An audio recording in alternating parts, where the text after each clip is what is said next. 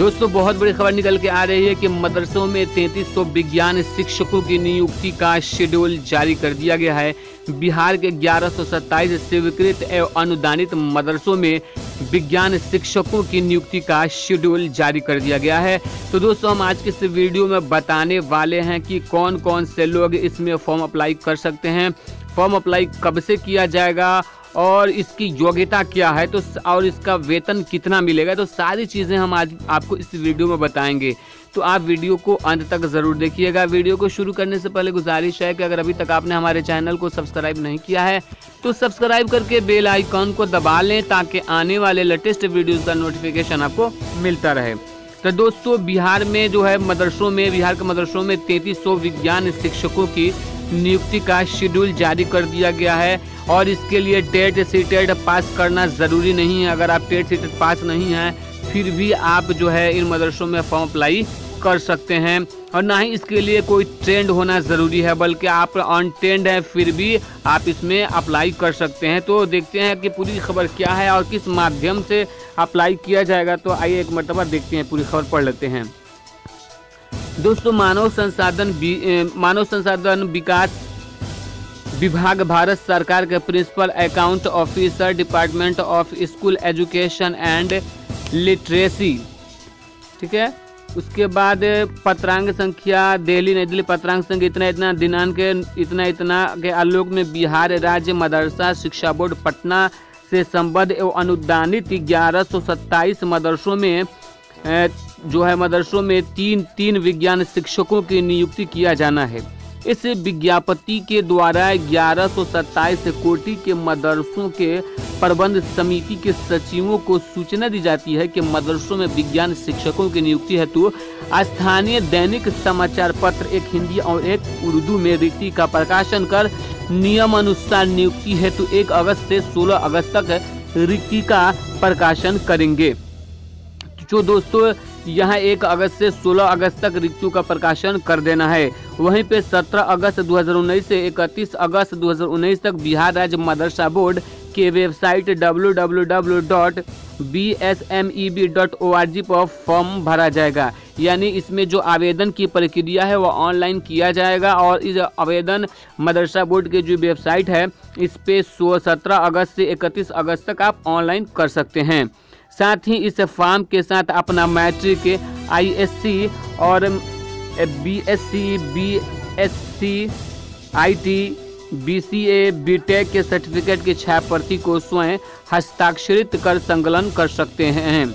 यानी कि दोस्तों जो इसके लिए योग्यता यह है कि जो लोग BSc किए हुए हैं, BSc IT, BCA या BTech किए हुए हैं तो ये लोग इसमें अप्लाई कर सकते हैं। साथ में अपना ISC और मैट्रिक का सर्टिफिकेट भी आपको लगाना है उसमें खुद से सिग्नेचर उस पर करने के बाद।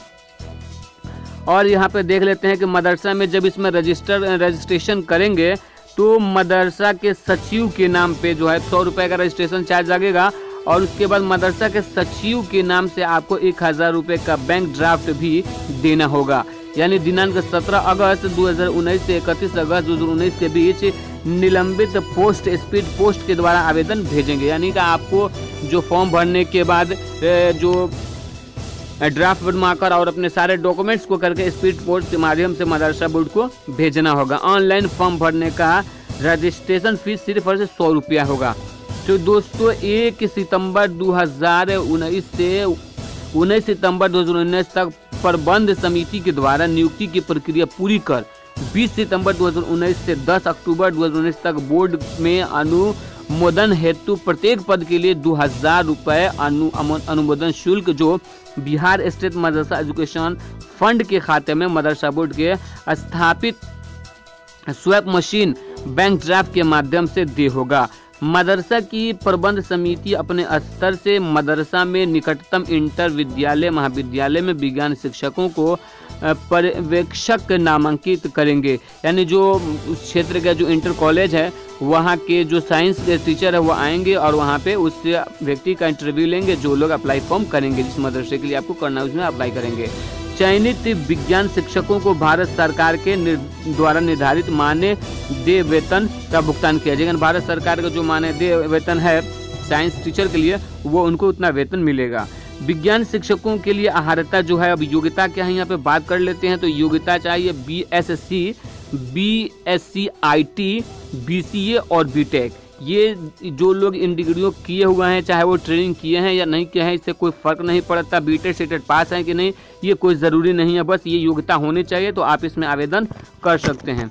नोट, किसी भी मदरसा में बहाली में संबंध में अगर किसी प्रकार का कदाचार का सूचना, साक्ष्य और मिलती है तो ऐसे में जांच में उस मदरसे को तत्काल प्रभाव से भ्रष्टाचार अधिनियम 2018 के उल्लिखित प्रावधानों के अनुसार कानूनी कार्रवाई करते हुए मदरसा के संबंधितता समाप्त करने की कार्रवाई कर दी जाएगी। तो ये बातें बताई हैं अब्दुल कयूम अंसारी, बिहार राज्य मदरसा बोर्ड के जो ये अध्यक्ष हैं।